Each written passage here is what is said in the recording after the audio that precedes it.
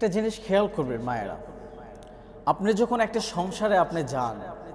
প্রথম স্বামীর ঘরে যখন আপনি যাবেন, আপনার স্বামীকে আপনি যে পরিমাণ টর্চার করে, আজকাল মেয়েরা, আমি সিম্পলি বলছি আর কি,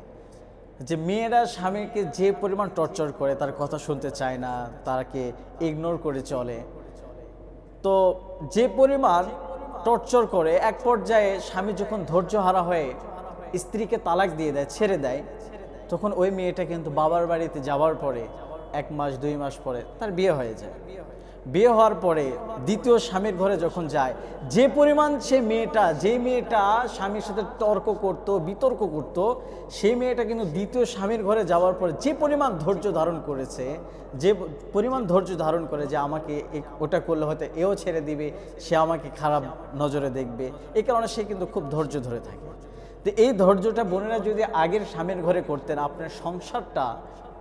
আপনার সংসারটা ফুলের মতো একটা সংসার হয়ে যেত। এই জন্য বোনেরা মনে রাখবেন, আল্লাহ তাআলা যেন আপনাকে, আমাকে,